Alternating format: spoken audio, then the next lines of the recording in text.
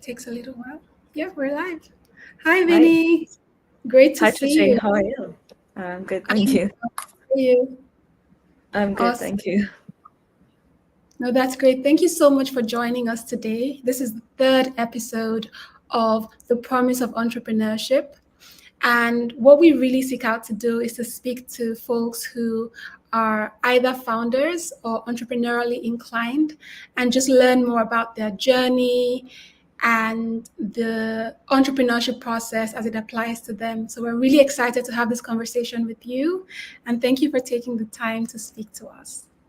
Thank you, and thank you for having me on. Great. Let's get right into it, Vinny. Can you share a bit more about your background? Yeah, sure. I grew up in Oman in the Middle East until I was about 12, and then I moved to London with my parents. My heritage is South Indian, so I think this background exposed me to different cultures and perspectives. So as I was growing up, so it made it easier for me to relate to people from other cultures. It sounds really interesting. And then you studied engineering. Yes. Tell us about that. So I think this was actually a very important choice for me at the time because all my parents and my teachers strongly encouraged me to study medicine. So as a child, I was always curious about how everything worked. And I liked playing with cars and helicopters instead of dolls. And I usually wanted to take them apart and see how they worked instead of playing with it. And I also really enjoyed maths and mechanics and design at school. So I thought engineering would allow me to be both kind of logical and creative at the same time. And that's what I thought the course would allow me to be. And it was exactly what I thought it would be. So I really enjoyed it. And was it electrical engineering or mechanical engineering? I What did you? actually did aerospace engineering. Okay, wow, that's really interesting. So Yeah. that's the field of engineering that deals in. It's about how to make planes, rockets, satellites, anything that flies or goes outside the atmosphere. That is so cool. That is so cool. You might be the first aerospace engineer that I know, aside from maybe folks in our class or folks that I met at Yeah, I think Oxford. there's a few on in Yeah, university. yeah, you might be the first. Great. So let's talk about your career journey, Vinny. I know you've moved around quite a bit across industries, across roles and functions. Can you share a bit of what some of your motivations were behind each of those career choices at different times? Yeah, sure. So I actually initially did some internships in engineering, including at BAE Systems, which is where some of the newest technologies in aerospace are tried out in the UK. But I actually realized that my personality changed a lot during my years at university. So I went from being a very shy and nerdy child to someone who likes working with people. So I wanted more variety and I wanted to solve bigger problems than engineering offered. So I felt really lost, to be honest, at first. I was like, I had spent so much time learning to be an engineer, and this is what I thought I will do. And then a friend suggested that I try out management consulting. And at first, this seemed really a strange suggestion because I had never considered working outside of a technical field. But when I tried out what management consulting is in a open day that I went to, and I ended up joining Accenture. And it turned out to be a great role for me at the time because it allowed me to try out different roles, different industries, and just begin to understand the world of business. So then kind of moving into sustainability consulting and corporate strategy was kind of an evolution from this, I think. That sounds really interesting. So you've gone from management consulting to strategy. And if there was anything you could do differently, considering where you are now along your career journey and what you know, and some of the passions, I guess, that have come out of your varied experiences, if there's anything you could do differently going back, what would that be? So I think I took very considered decisions all the way. The only thing that I sometimes think back to is that I was promoted to my last role just before I left for the MBA. So it was a real dilemma trying to decide if I should defer the MBA or stay on the role. And I really liked the role that I was offered, and it was something I had worked towards. I chose the MBA at the time because I was offered a scholarship and I didn't want to lose it. So overall, I still think it was a great choice to do the MBA as early as possible. But sometimes I do wonder what it was like, what it have been like if I stayed and did the role, and how it would have turned out. Mm-hmm. And what MBA program is this? The Or was Oxford this? The Oxford MBA program. That's how we know each other, actually. We're in the same class. Great. So let me ask you about how you decided to move on, or when you knew it was time to move on from a job role. And the reason that this is important is I had a similar experience, just after university, deciding what I wanted to do next. And I moved around quite a bit in my career, as many people did, just trying to figure out what are the strengths, trying to stack on as many skills as possible. So I'm just curious to learn, what are some of the things that you thought about when deciding, okay, I've had enough of this position in management consulting. I think it's a great time now for me to pivot to something else. So for me, my decisions about moving was always based on learning. So have I learned everything I can from this role? And is there more I can add or learn to this role? So if I don't see more scope to learn or grow within a role, then I know I'll stop being as interested in even just doing the role. And even choosing the next role, I usually selected it based on what I can learn from the new role and if it would help me in the learning process and building new skills rather than simply moving up the career ladder. And I think that was really important, I think, especially as we were earlier in our careers as well. And I think the learning helps more than just kind of help moving up as quickly as possible. Absolutely. That definitely resonates. And I want to ask you a bit about responsibilities in the Michelin fleet, because when I was looking through your profile and we had this conversation offline, I was like, you've done so many different things. I think you're super talented. And I'm just curious to learn more about what was it that you did while working at the Michelin fleet. Okay. So I started at Michelin as a consultant, partly because I came from management consulting and it was easier to transition to this role. And in this role, I was helping our large corporate customers extract insights from the data we collected to help them be more productive and sustainable. And this sometimes involved providing them with new digital tools and also giving them change management support to help with implementation. I later spent some time leading this team and also helped customers in their transition to electric vehicle fleets.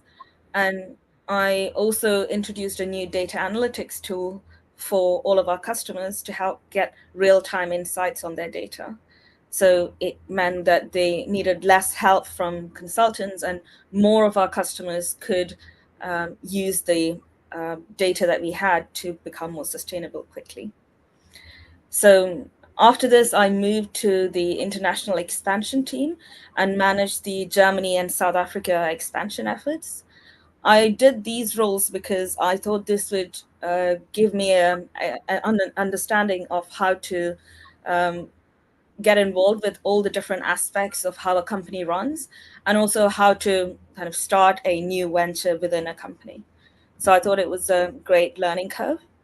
And finally, I moved to the strategy and planning team, where I led the strategic and operational planning activities for the three entities that we have in US, LATAM, and Europe. And it also included providing ad hoc strategic support for our board. So I That's guess a lot of moving around there as well.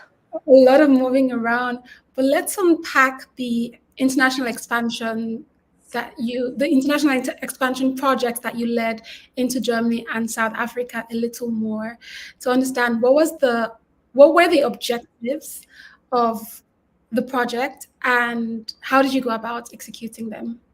Yeah, sure. So the area of Michelin that I worked in was a new business area for Michelin, and it uses data to help customers improve productivity and sustainability.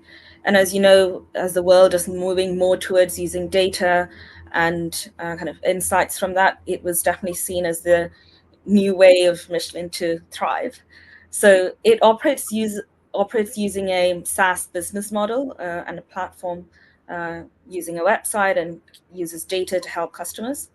But the overall mission in this team was to expand this business unit to every country that the parent company of Michelin exists in. And I'm sure you've heard of Michelin, so they started by selling tires, so they pretty much exist in nearly, I think, 170 countries in the world. So it was a massive mission at the beginning. So South Africa was our way of entering the African market.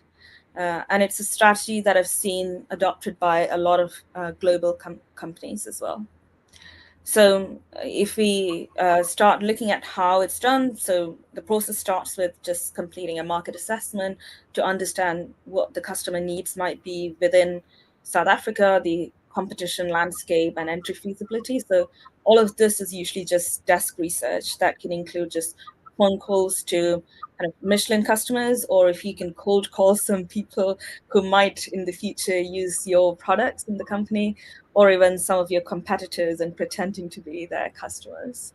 So this was all followed by a pilot program. If that kind of went successfully, and you can convince your board and investors that actually this is a market that is worth investing in, and you can see that your product will it will be useful and it can thrive, and it's possible that you'll make money in this market. That's when I guess a pilot program is usually kind of approved. So in the pilot program, we would send a few people to the country to test the initial hypotheses from the desk research. And here we would work with a few. In this case, again, we had help from the parent company, because parent company had some existing customers who we would ask, can you help us out with this new product that we're trying out in the country? And this often introduced us to new regulations or restrictions in the country that may not have come out in the initial research. And this was actually really important for South Africa, because we had fewer resources in the initial research, in the desk research that we did, because firstly, there was just less information available online, and less information we could refer to online as well. So it turned out that South Africa had a lot more regulations than what we anticipated, and that delayed the project several times. Um, the other kind of problem that we faced was also, we refused to pay bribes or take part in any corruption as a company, which also meant that our processes would take longer.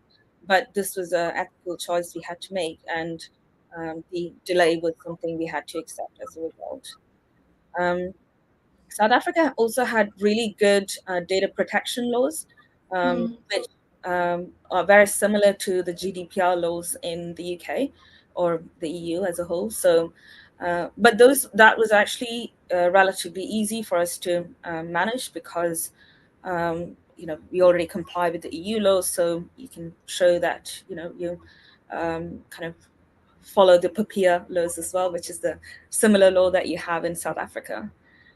So the results that we collect from the pilot, which we collect by sending people there, and the information that you gather within the country is incredibly important. And that helps us define the market entry strategy and also the operating model for the country.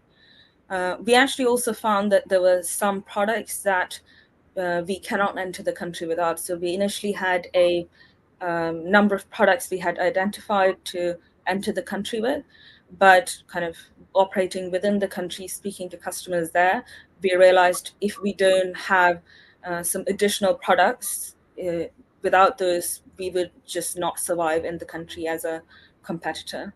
So So there were some really useful insights there. So while all of this is happening, I would also be assembling an implementation roadmap, including things like risks, resources, requirements, and in terms of functional and operational team requirements from different operational team leaders within the company. So, for example, what does supply chain team needs to do? What does our engineering teams need to do? What does the sales team and sales operations teams needs to do? Customer research and what does the customer support teams need to do?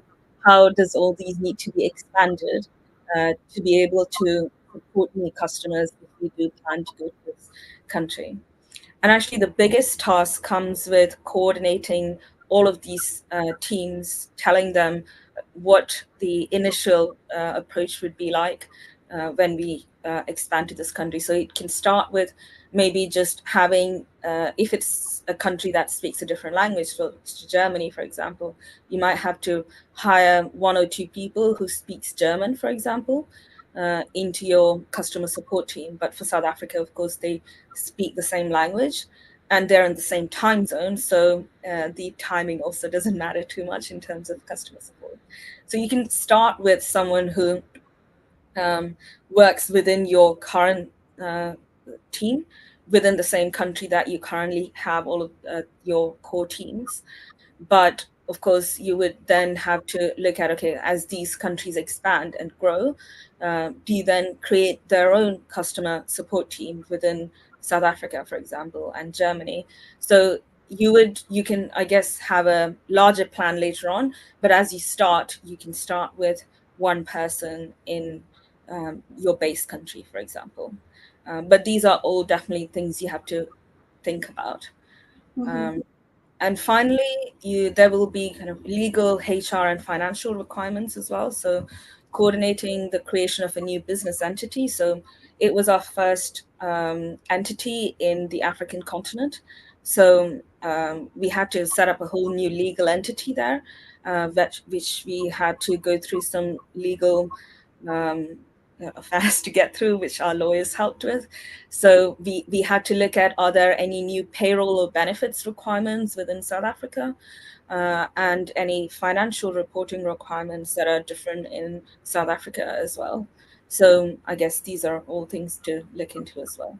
So I was involved in the project until we acquired the first few customers and we stabilized the operation. So we checked, okay, I guess initially we had set up all of these operations. We said, okay, everything's expanded, we're ready.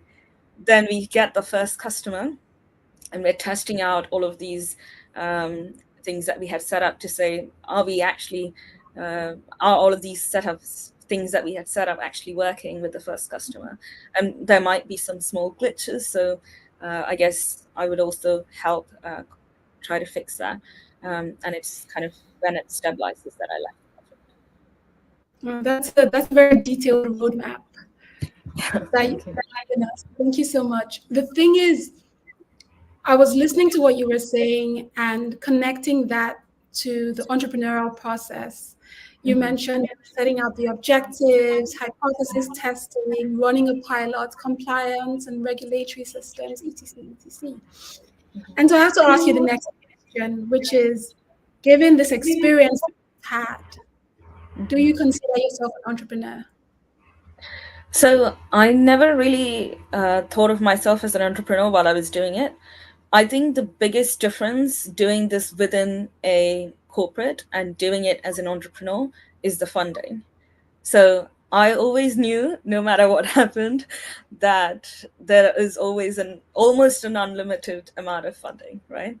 And and then I think the other part of help that I got was also the kind of connections and network that the Michelin kind of parent company offered. So for a lot of customer research, I could tap into the customers from the parent company. So I know that, I guess, if you're an entrepreneur, if once you kind of get into some of the incubation networks, maybe you can access the funding and the networks as well. So I think you can alleviate some of that worry as well. But I think that kind of support is really kind of takes away a lot of worry. But I do think I got a good kind of experience of how to create a startup, and it was definitely a startup environment. And the way um, I still had to kind of pitch, documents on how to will this be a successful company, and should our kind of board invest in this, and will it be successful, etc., and show that it will be a successful company. So all of that was definitely involved. I think the difference was just the kind of worry about, would I lose a job, and will this be a successful company, and if not, I will be jobless tomorrow. I think that is the difference. Yeah. And I understand that because, with corporate entrepreneurship, it's almost like there's a safety blanket. Exactly. You are given a safety blanket. You are given a safety blanket, but you still have the responsibilities. You still have the autonomy to take decisions. Yeah. You're still responsible for, transferring your vision or the objectives to the team and owning the results. It's just as we mentioned, with the support from the parent organization, there's a bit of a buffer, Yeah. if you will, which is great. And when you think about your educational background in engineering, working in consulting and strategy, and with the Michelin fleets on expansion projects, do you think about what is the next step in your career journey? Because you've done so many different things. How do you think about what will be the right next opportunity for you? I do think it's kind of hard because I have a kind of a broad skill set, but I still think working in a larger corporation and working in their strategy team or transformation kind of roles, that will help me get involved in projects that are similar to maybe new market expansion, or looking at kind of introducing new products, or transformations within the company, will be what's exciting for me. Okay, that sounds amazing. And when I remember like the MBA experience, I remember you'd have these walks with Vinnie every Sunday, and you had it in all our calendars, like welfare walks with Vinnie, which was great. Just being in nature, taking walks, to kind of cool off from the Yeah. intense week. So I'm curious to know, what do you do when you're not working, aside from organizing welfare walks with? So I do enjoy walking and cycling in nature as much as possible. I think being outside and seeing greenery really makes me happy. Um, and I actually went to the Amazon rainforest with the Oxford MBA for some time, and that made me very happy for a while as well. Um, but I also like painting, and cooking, and trying out new recipes as well. Okay, painting. That's new. I didn't know you paint. Do you have a place we can go look at some of your work? Well, my mum's decided that she wants to display them in our dining room. I can send you some pictures if you like. That would be great. No, Yeah. that's amazing. And the final question, I think we just have about 5 more minutes. The final question is for folks who, like us, started out not being entirely sure Yeah. of what opportunities they wanted to capture or what fields they wanted to specialize in. What advice do you have for them? I think you don't need to always know what you want to end up being when you start. And I feel like when not knowing sometimes means that you have a lot of different talents. And, sometimes people are born with an ability for maths, and, they know that's their thing. But sometimes if you are kind of very able in a lot of different fields, that's when you're kind of torn and you can't decide. But I think if you kind of focus your energies on what you want to learn and where you want to build your skills, you'll kind of end up where you will enjoy the most anyway. And I think that's what both of us have done anyway. Mhm. There's a whole spot on the answer. There's a whole um, There are lots of materials now around being a generalist Yeah. and just going against the grain of having to specialize. It's just like build up the skills. It's okay not to know exactly what you want to do, but you discover that somehow through your journey, through your process. And which is some of the things that I love about entrepreneurship and just having that mindset of saying, I know I love to solve problems. I know I love to learn. I just need to put myself in those environments and then just watch the magic happen. Yeah. Would you agree? Yeah, absolutely. And I think doing an MBA and meeting people from all kinds of fields and industries, and just, I think that was one of the reasons I did that too. Just see, okay, what else is out there? What are other people doing, and what else can I do? So I think exposing yourself to what else is out there, and just continuing to build on your skills and learning what you like to learn is what's important. Absolutely. Vinny, thank you so much for your time today. I'm just going to do a quick check to see if we have any more questions. Okay, I think we've covered everything. But it's been so lovely chatting with you, Thank you for and having me. Thanks for and your I hope time. to see you soon. Thank you so much. Thank Bye. you. Bye.